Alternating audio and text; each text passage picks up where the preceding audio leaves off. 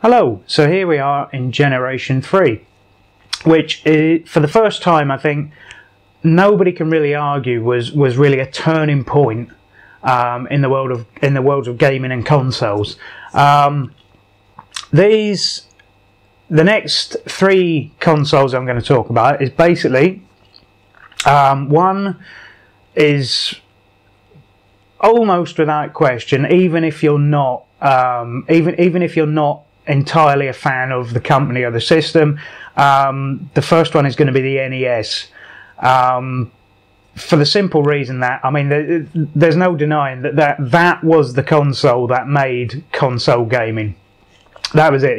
There's no matter which camp you sit in at the moment or which camp you sat in then, there is no denying that this was the absolute groundbreaking console for its time. Not just because of the way it worked, not just because of the way it was marketed, not just because of the way that it kept license over the third-party developers, whether you agree with that or not, but also because I think it was the first time that people began to associate a company with a thing. I mean, it's like Nintendo is to gaming like Hoover is to vacuum cleaner.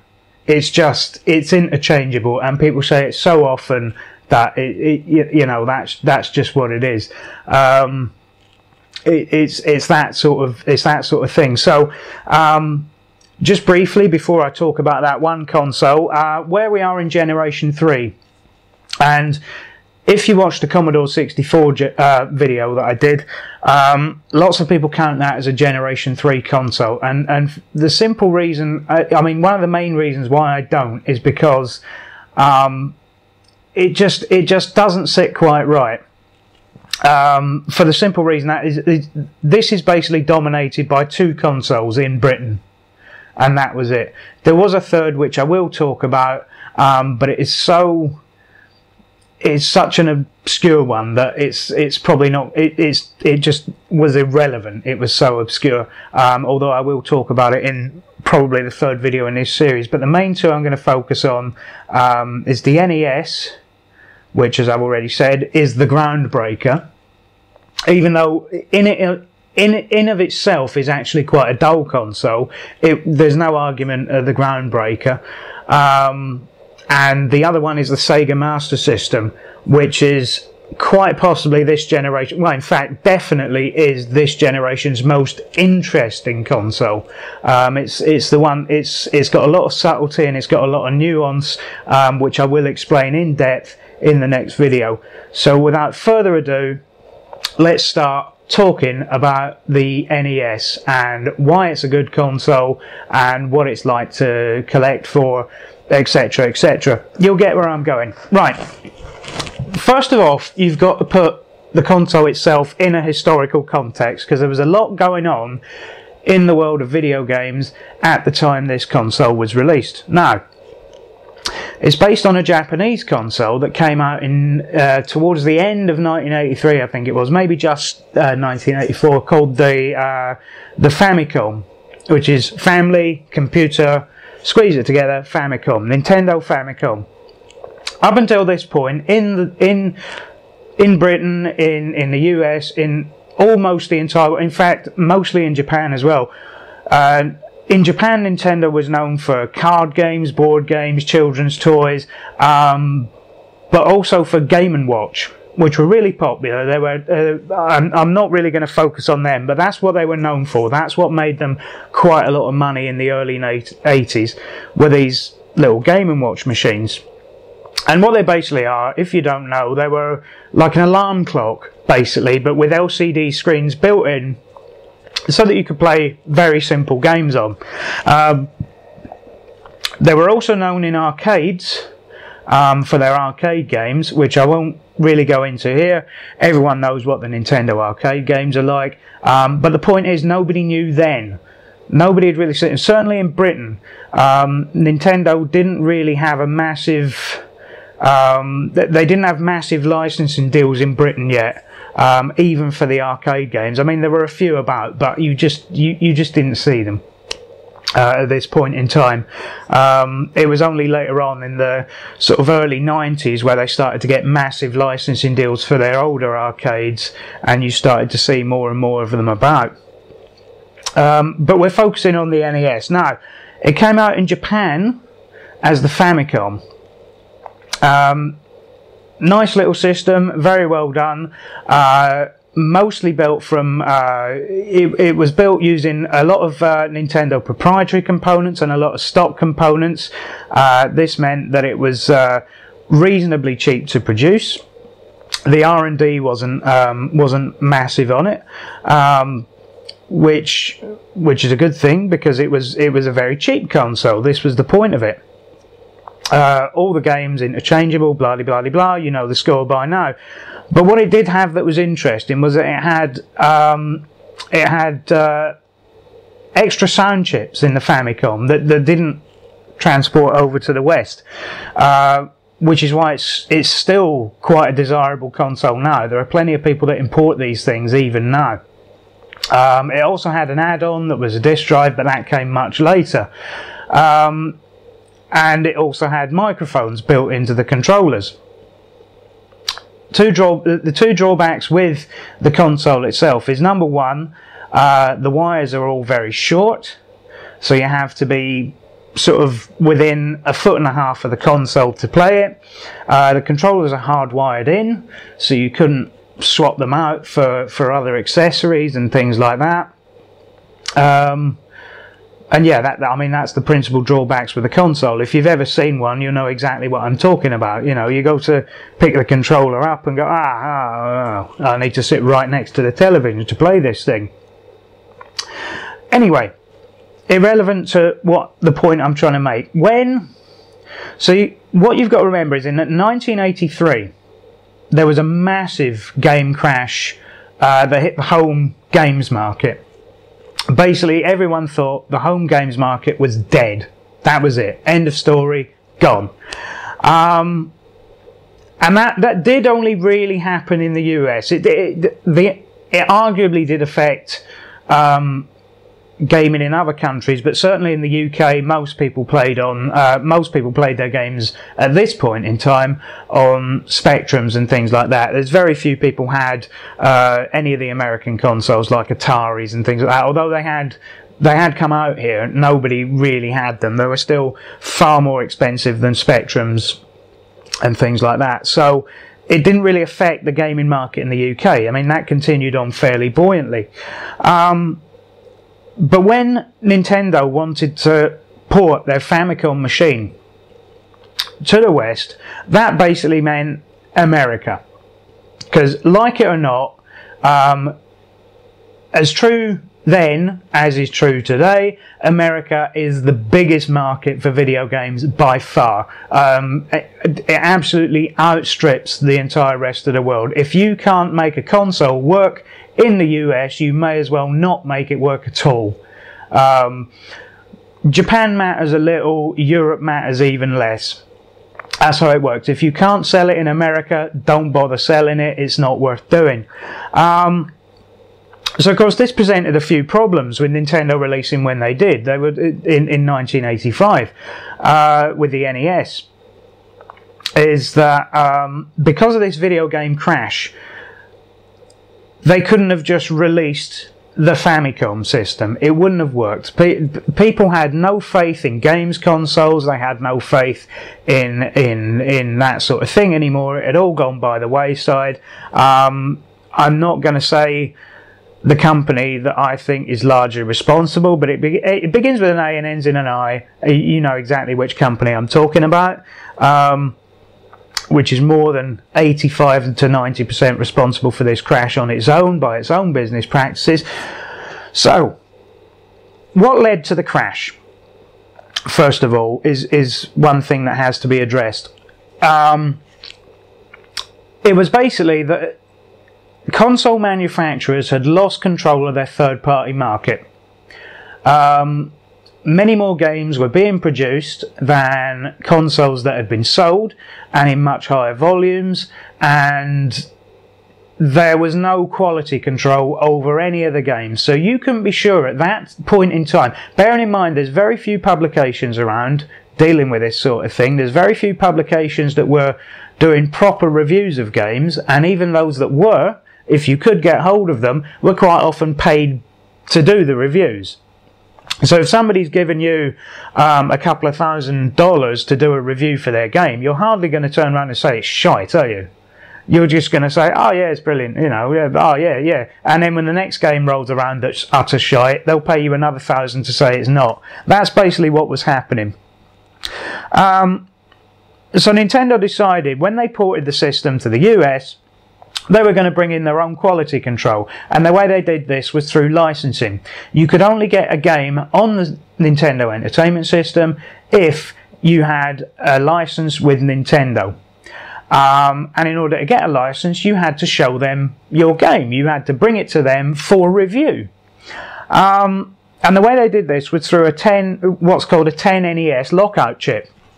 There was one in the console, and there was one that was in every single licensed cartridge that you had to purchase as a third-party seller from Nintendo. Now, this is a bit of a double-edged sword because it makes them look like the bad guy. But if you take what they did in the context, and yeah, I'm sure they did it entirely for their own reasons, and for their own, so they could keep their profits high while squeezing smaller developers. There's no denying that's why they did it. But if you look at it in the context of what had actually happened in the market in the previous couple of years, this is an absolute work of genius, because a large part of that crash was due to these third-party developers releasing crap all over systems. I mean, just bucket loads of rubbish all over every system. So the 10 NES chip was an absolute work of genius. Every NES in the US, Canada, Britain, Europe, they've all got this. The other thing they did was they redesigned it. The Famicom was a top slot loading console, which most cartridge computers are up to that point. And what they did to redesign it is they tried to make it look less like a game system. And they tried to make it look less like a game system by making it look a little bit like a video cassette recorder. That's basically where that design comes from. You push in the cartridge, press down like a top-loading video recorder at the time, because quite a lot of video recorders in the mid-80s, quite a lot of people still had the old push-down top loader with lever buttons on the front. Probably the vast majority of people watching this won't remember them. I sadly do. I'm old enough to remember them, and in fact mine was a Betamax. That's how long ago that was.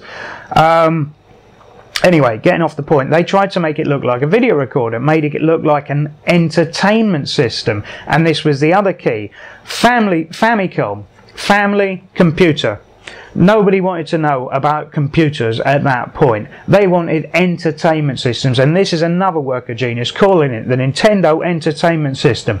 Something as simple as a redesign and a name change absolutely sold it. The fourth thing they did is they did, as well as calling it an entertainment system, they actually did repurpose it and try to make it, well, they didn't actually repurpose it, but they made it look like it had been repurposed into a toy. So lots of people seeing one for the first time, they packaged it with Rob the Robot, which is a actually pretty useless accessory, although it looked really cool at the time. I mean, how many kids in the 1980s had their own robot? Everyone wanted one, but you know, this actually came with one. Incidentally, supposedly this was after the launch of the NES in the US and Europe. The Rob Robot was launched in Japan as an accessory to the Famicom. Supposedly. So there you are. Some things come this way and then go back. So they basically, when people first saw this, they thought, well, this is a toy. You know, this is this thing here, this thing with the tapes that go in, and a lot of people, so at the time, people called them tapes. They didn't call them cartridges. They were called tapes. They look like tapes. They look like, you know, they. If you didn't know the technology behind it, and you see somebody sliding something into a slot and pushing it down, that's a tape. That's the same as your videotape. That is a tape. Nobody called it a cartridge then. It was a tape. You know, a game tape. Anyway, I'm getting over passionate.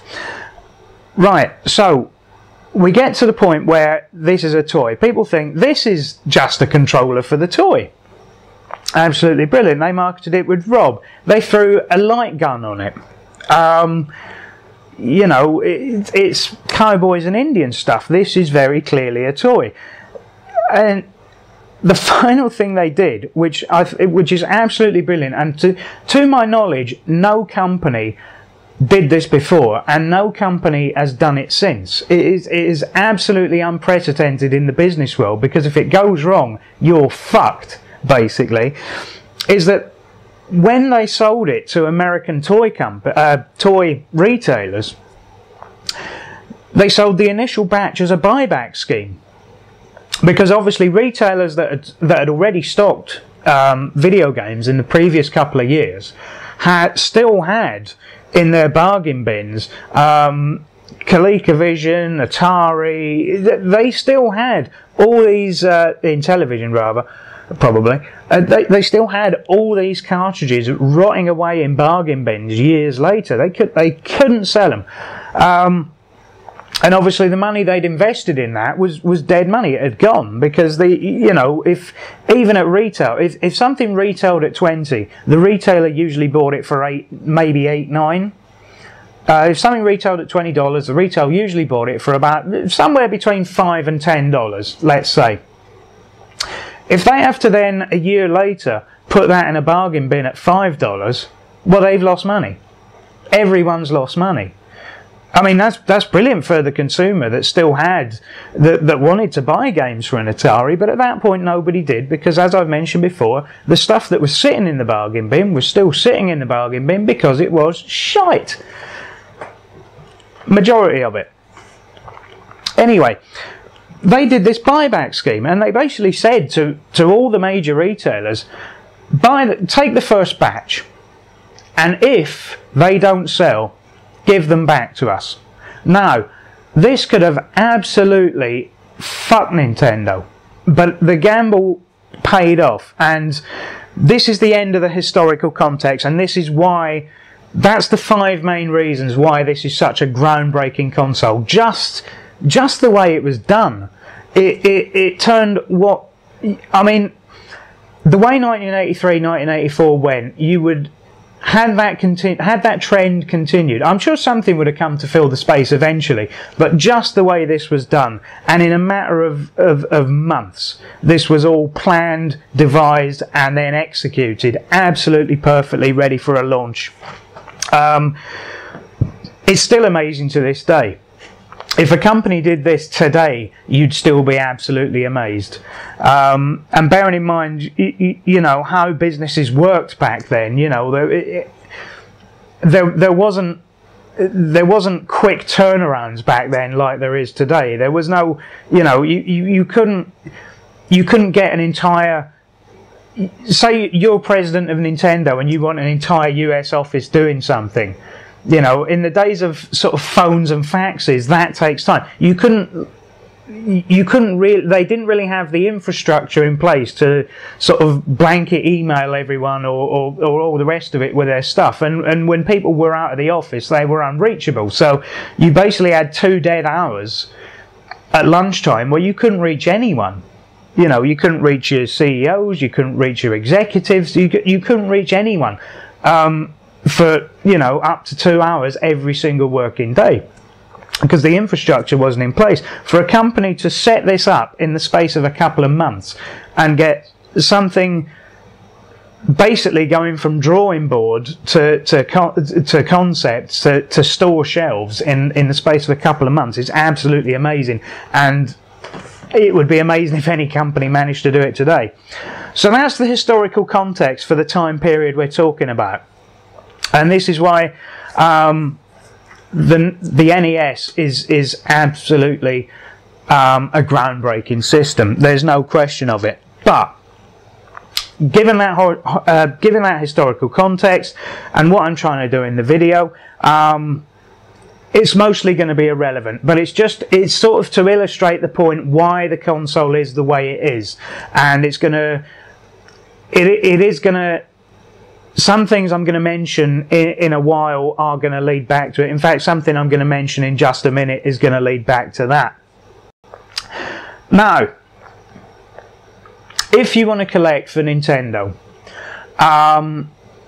there are two kinds of collectors. Basically, there are box collectors, or complete collectors, as they sometimes like to be called, because they don't want to be known by box. They want complete, because it makes them sound more interesting than they are. Now, these are people that want all original systems with all original components in original boxes, and you know, they're really funny about things like polystyrene inserts and things like that. You know, is the polystyrene insert on the box discoloured, or a bit's fallen off, or whatever? They're amazingly, ridiculously fastidious people. And their games will be the same. They'll all be complete in box, some of them still with shrink wrap, and there are, just for the NES, I would say that probably about 5% of people that call themselves specifically NES collectors are those kinds of people. I'm not having a go. I mean, collect entirely how you want to. I'm just saying that they're probably not the most mentally healthy people in the world. That's all I'll say on that. The second kind of collector is the kind of collector I like, personally. I find these people perfectly personable. And this is the sort of collector that if they buy a games console, they want to get the best out of it. They play it, they have it lying out, and they want to get the best out of it. Now, the trouble with the sort of cobbled together westernized design of the NES brings with it some problems. Some that are due to the design, and some are actually inherent within the chipset and the way that things are wired up to the input-output ports. But some are due to the redesign. Now, the main one being this 10NES chip.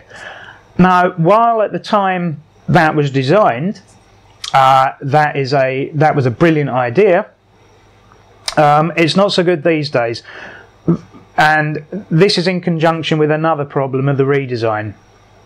So this is two things that if you are going to buy an NES, or you have one, even if you still have one from then sitting in a cupboard, bring it out and show it some love. The first things I would advise anyone do if they want to use it to play games is, number one, the edge connectors for the cartridge. Now, the way the NES works is you put the cartridge in and you press it down, and it has a sort of spring-loaded mechanism that locks the cartridge in and makes it playable. The way this physical connection is that there is a double edge connector. One connects to the board underneath, and one connects to the top of the spring-loading mechanism that holds the cartridge in place. Now, what happens is, over time, if you're constantly playing games and you're pressing up and pressing down and the springs are going up and down, this moves against the cartridge against the pins of the edge connector, and over time it bends them. And it bends them to the point that the 10NES chip, which I mentioned earlier, that's in the cartridge, doesn't marry up with the corresponding 10NES chip in the console, and actually causes the console not to boot the game. So the two major design flaws with the Western edition of the console And this will apply whether you're in the States, Canada, UK, anywhere else in the world pretty much that's not Japan.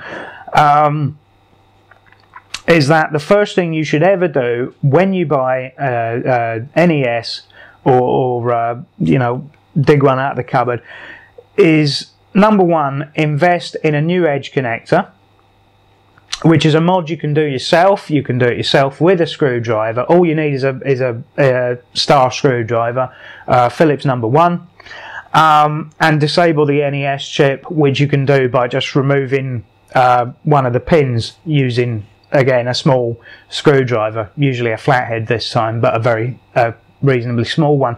Now, I'm not going to show you how to do that. There are plenty of there are 100 videos. If you type 10 NES chip into YouTube, it will be the first 100 videos that come up. Also, if you're handy with a soldering iron and you know your way around a wiring diagram, there are some other mods that can be done. And also, you can, you know, there are people around that you can pay to get these mods done. The first one is an RGB mod, which is done by actually you would have to put your own connectors on the outside of the console in order to be able to connect it up, or remove some of the existing connectors, and you have to actually solder wires onto specific points in the chips, and you can set it up to mod between 50 and 60 Hertz, which is useful if you have a PAL console that wants to play NTSC games, or alternatively an NTSC console that you want to use to play PAL games. Although do bear in mind that if you do this, while the games will work, PAL games will play faster in a US console, and US games will play slower in a PAL console. So they won't play at the original speed, basically. But the final thing you probably want to invest in is a Famicom to NES converter. Famicom cartridges are 60 pin cartridges, and the NES cartridges are 72 pin cartridges. This, frankly, is a brilliant investment, and you'll see why in a minute. So if you are going to be buying one of these systems, or finding one, or however you do it, I would advise you do those 5 things. Definitely. Now, the counter argument to this is people do like the original hardware. Well, that's fine if you've got a very rare piece of hardware, but bearing in mind that this console sold in its tens of millions, and to my mind, who exactly are you keeping a museum piece for? You know, I mean, if you've got the death mask of Tutankhamun, then yeah, fine. Don't drill holes in it and mod it or whatever. You know, put scary googly eyes on it or something. But bearing in mind that there are plenty of people keeping these consoles in boxes as museum pieces, does yours need to be another one that doesn't reach its full potential? And I'd say this with every console, to be perfectly honest. And this, you know, it depends on what sort of games you want to play. But basically, doing those 5 things will not only allow it will give you the option of playing it on modern televisions at a half decent resolution. It also allows for proper upscaling through RGB, which you wouldn't get through the standard composite cables that composite cables that you can plug into it already.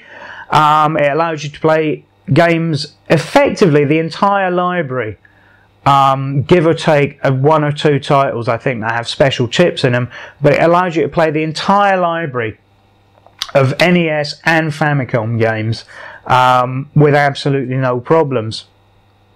Now, let's start on the games. Now, there's a lot. The general consensus at the moment tends to be that the NES is getting very expensive, and while this is true, it's got a catalogue of, if you include Famicom, you're talking the best part of 1,300 games. If you just include stuff that was released in English-speaking territories, then you're talking more like 700 and something. Now, I would argue that probably 500 of them. And if you're in the UK, that catalogue is reduced slightly. I think it's 600 and something odd. But I would say that probably at least 75% of the games, you're going to be able to get for a £5 or less if you hunt around. I mean, if you're using buy it nows on eBay, obviously you're not. Hunting around, picking up job lots, things like that, you will be able to get a good chunk of really half decent games for less than a £5 each. In fact, sometimes even less than that, because there's stuff that is quite good. I mean, you've got to remember, this is a console that does have a lot of love. And the reason why it has a lot of love is because a lot of people had it as children. And because a lot of people that had it as children, there are loads of these games around. So the trouble is, the prices for some games, and I'm talking specifically about the marquee titles like your Marios, your Probotector, your Metroid, stuff of that nature, the proper Nintendo first party titles, the Zeldas as well especially. Now, their value is based solely on how good the games are, which is odd, because usually game value is based on rarity, as we know, or perceived rarity at least. I mean, don't get me wrong, there are rare games for this system, but usually the titles you will pay the most money for are actually the ones that people want to play, not the ones that people want because they're rare. And there are one or two games that fall into both categories, but by and large, a Mario 3 is going to cost you probably more than a £5 and probably nearer a tenner, and that might even be cartridge only. But it's sold in its tens of millions. This game is not rare, but because it is such a good game, arguably one of the better ones on the system, it commands a high price. Now, you can go on eBay and there are hundreds of them, so it's definitely not rare, but it just seems to command a high price. So, and the same goes for the Mega Man games, which are third party, but they are extremely well known, extremely well loved, extremely good third party titles. So that's the only thing. Now, NTSC tend to be the most expensive, so that would be the North American and Canadian games. They tend to be the most expensive game for game, like i.e. we'll go with the same example. A Super Mario 3 NTSC is likely to be more expensive than the PAL version. By the same token, you know, the Famicom is the cheapest of all. This is why I say invest in a Famicom converter, because a lot of the games, especially something like Mario 3 or Mega Man or whatever, you will very easily be able to pick up the Japanese version for little money, very little money, and you don't need to read Japanese to play them. Obviously, if you want to play Final Fantasy 3, which incidentally is the only Famicom game that I have, because it wasn't released here, don't bother, quite frankly, because you're not going to be able to read anything what's going on, you're not going to know what to do, you're not going to know where to go. Although if you've played the Nintendo DS version since, you should be able to muddle through. But it's the same with all Japanese games, and it's the same advice I'd give with any game. If you don't speak the language the game is in, avoid something like an RPG, but a shooter, a platformer, they're all going to be absolutely fine. And with the NES, Famicom games are going to cost you far less for the sought after things than the equivalent US or PAL game. But that's pretty much standard for every console, so that's not exclusive to the NES. Now, provided you have one and you've done all the mods and you've opened yourself up to all the games you can available. So what do you do then? You've got the other thing is the massive amount of accessories. Now, NES stuff is very easy to recognise, the accessories, because they've all got that very unique sort of, I don't know, it's sort of like a capital D shaped plug with a seven pins in it. So all NES stuff is very easy to recognise when you see it on a boot sale. The trouble is, quite a lot of the stuff is third party, it's weird, it's oddball controllers, and the NES had more than its fair share of that. Generally speaking, most of these are pretty poor.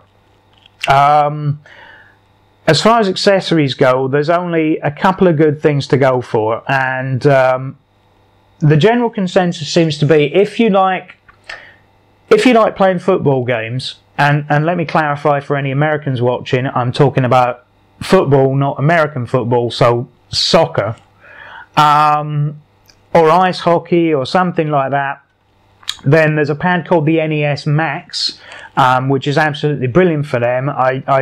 I don't have one anymore, unfortunately, but it is a brilliant pad for sports games. Also, there's a joystick that's first party, the NES Advantage. Absolutely brilliant peripheral. If you ever see one of them, pick it up. Good solid base as well, like a proper joystick should be. And other than that, you've got the two pads that came with the system. And if you find a Rob with all his bits attached, he's got like spinners and discs and things like that, which if you ever find one at a boot sale, they won't be there. They never are. You'll always have to buy them separately, although there are people making reproduction discs and spinners for Rob to use, so do bear that in mind, that you can get some Chinese knockoff ones and they look so close to the real thing that you'd have to know they were different. You'd have to have the original thing in order to compare, which obviously you wouldn't have the cheap Chinese ones if you had the original thing, so that would be stupid anyway. But do bear in mind, like with all these consoles, if you were playing on an old CRT television, Rob works absolutely fine, and the gun works absolutely fine, the NES Zapper. Although, I would argue that most of the Zapper games aren't that amazing on the NES. It didn't really take full advantage of the technology it had in front of it, and they are supposedly quite unreliable. Now, I haven't found this myself, but it comes to the point where, you know, if enough people yell fire, you leave the building. And yeah, there's enough people that say they are unreliable that make me think maybe there's something to that, you know. It's like, if one person yells fire, you go, oh, well, that's a joke. If 100 people yell fire and they're running, you assume the building's burning. It's that sort of thing. I've never found this myself, but you know, I feel the need to say it anyway, so it's obviously enough people have said it that it gets into your head. Maybe it's not true at all, but bearing in mind that the Zapper will not work, and no refresh rate light sensitive stuff like Zapper or the Rob will work if you are playing it on a modern television. So if that is the case, then obviously don't buy any Zapper games. So I think I've covered most of what I want to do. Now, two things I did want to mention before I give the verdict. I have a confession to make, really, is that I used to collect NES. I didn't have a massive collection, but I had a few games. For personal reasons, a couple of years ago, I had to sell the majority of my game stuff. I won't go into what happened, but basically I needed some money quite quickly, and I saw that NES and Super Nintendo games were going up and up and up, and at the time, the situation I was in, I needed the money more than I needed the games, put it that way. So my Nintendo stuff at the moment sits exactly at zilch, nothing. So this video is a bit for me as well, because as I'm as I'm weighing up the options, I'm seriously considering it myself. But as I mentioned in the introduction video, now I'm already collecting for 6 different systems. Not, you know, I do pick up bits and pieces when I see them, but I've tended to be quite strict on myself in that regard. Now, the NES is one that I do miss. I genuinely miss the games that I had. But what I mean, I at the moment, if I fancy playing an NES game, I emulate, because I have no NES.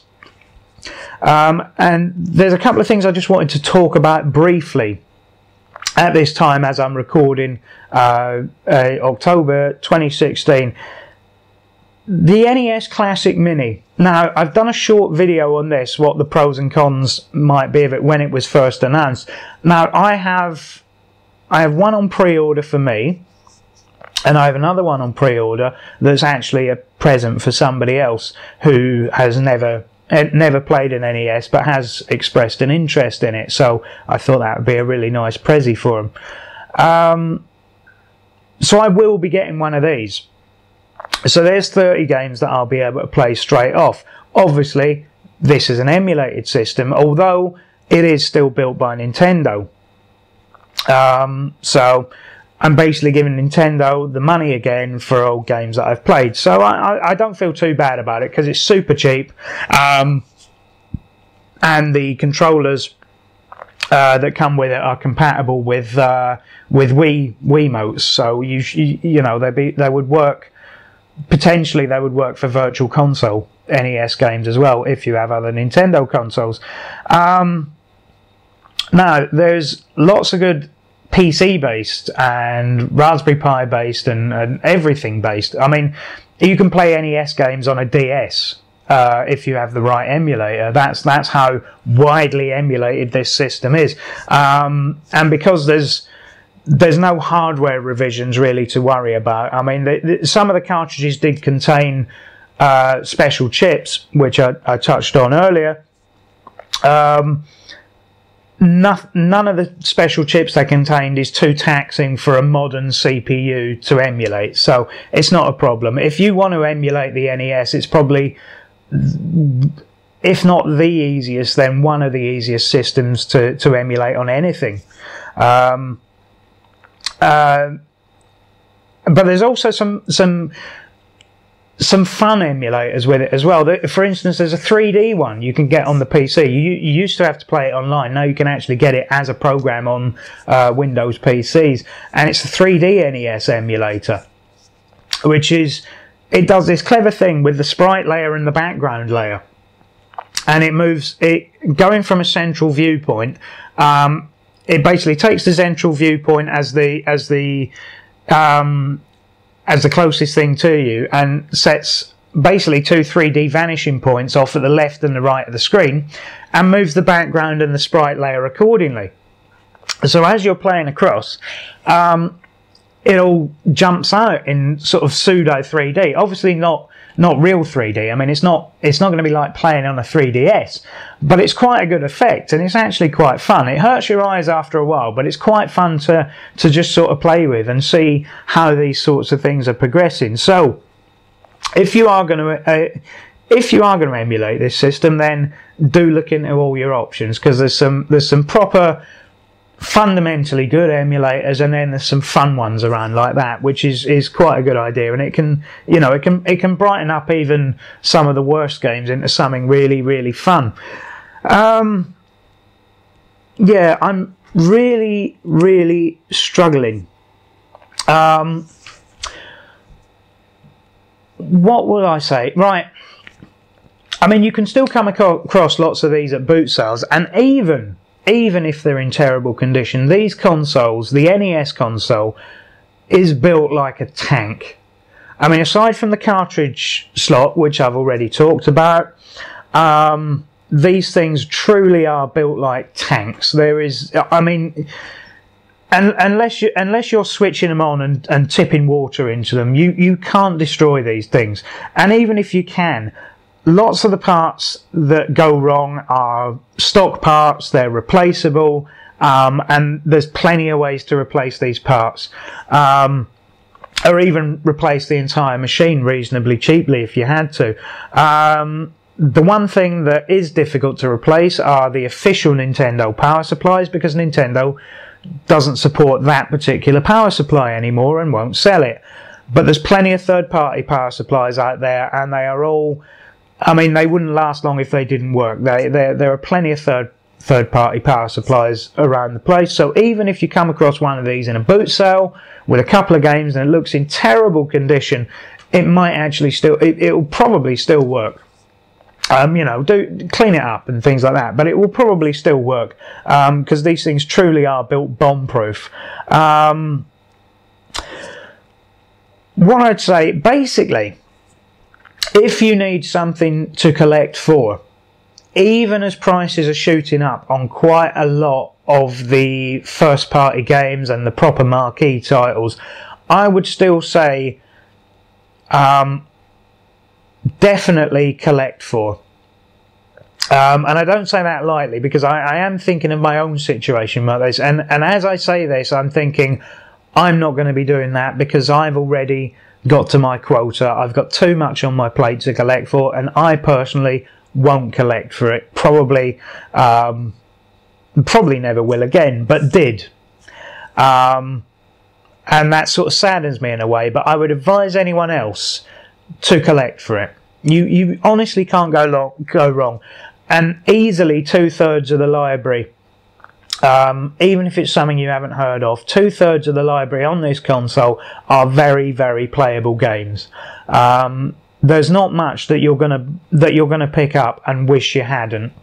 Even if it is something you wish you hadn't, you'll probably be able to get rid of it for more than you paid for it if you bought stuff on a bulk deal. You know, you buy a box of 10 games, if 2 of them you don't like, you're going to make what they're worth by getting rid of them, because there are still very much completionist collectors. Even if they're cartridge only, people will want them.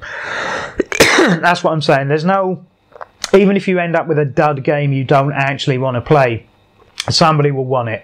That's the sort of collectors that seem to be into this console, by and large. Somebody still wants everything. Me, I want stuff that's good to play, to be perfectly honest. What I would say is, if you can find a console in reasonably good nick, with a couple of pads, and the power supply, and again, don't worry too much about the stuff that connects it to the television. If it doesn't have the coaxial lead, don't worry too much, because A, the inbuilt composite is better, and B, hopefully the idea will be that at some point in the future you'll mod it for RGB anyway, so it's not going to matter. But if you can find it with the console, a power supply, a couple of pads, and maybe 5 or 6 games, one of them being a Mario or a Mega Man, or, you know, one of the marquee titles, at least one marquee title for this, for £100, including postage or shipping or whatever. If you can find it for about £100, that is a really good starting point for your collection. And I think my final verdict on this console is going to be collect if you can. If you've got room for one more collection and you don't already collect for this console, then it is definitely one to do. You won't go far wrong. And I'm by no means a Nintendo fanboy, but I know quality when I see it. And hopefully, as you've now watched this video, you maybe you see where I'm coming from on this. So I think, yeah, that's going to be my final verdict. Collect for, definitely. Collect the physical cartridges. You'll never go wrong. And this console actually has one of the biggest collecting communities. So even if stuff starts to get expensive, there's always people trading for stuff. So you're likely going to have 1 or 2 games that you don't want that somebody else does, and he's likely going to have 1 or 2 things that you want that he doesn't, or stuff like that. So this is one that if you're collecting the physical stuff, it's all available. And again, follow the same rules. Buy as cheap as you can, buy in bulk. You know, you will still find them in boot sales, you'll still find them in your auntie's closets. They're all, there's no shortage of these things. So there's plenty to do, and definitely collect the physical items. I think that's about it. If you are going to emulate, if you're like me and you would love to collect for this system again, or as a new collector, but you just have too much on your plate, that's a real shame. But as I said, this is probably one of the easiest consoles to emulate. You can emulate it on almost anything. With a microprocessor in it, will emulate this console. It shouldn't be a problem. So at least you can get to try all these games that maybe you didn't play the first time around, because either you didn't have this console, or you were too young, or whatever. It is well worth a go, and as I mentioned right at the beginning of the video, this is when gaming changed. This was it. This was the game changer of gaming, this console. You can argue with me all you want, but the facts, I think, speak for themselves. And I hope everyone enjoyed this video. Now, as usual, the comment section is freely available to you. If you liked it, you know, do the usual stuff. If you didn't like it, or if you think I got something wrong, then please do let me know. If you want to see more of these, subscribe. The next video is going to be on the Sega Master System. So after this video, people might call me a Nintendo fanboy. You'll realise after the next one that I'm also a Sega fanboy. And I had no idea you could be both. So, you know, that's just the way of things. I'm more of a console fanboy. I want to play good consoles with good games on them, so that's what I am. I'm a console fanboy. Apart from Atari, they can burn in hell. So yeah, next video is Sega Master System. I hope you all stay tuned for that, because like I say, we've had the Game Changer console, and we're about to get probably the most interesting console in the next video. Arguably, definitely the most interesting console of this generation, arguably one of the most interesting consoles there's ever been, so do stay tuned for that. And I think, how long have I rambled on for now? 54 minutes. I might not even cut this down, I might just put the whole thing up there. Anyway, see you in the next video. Have fun, take care.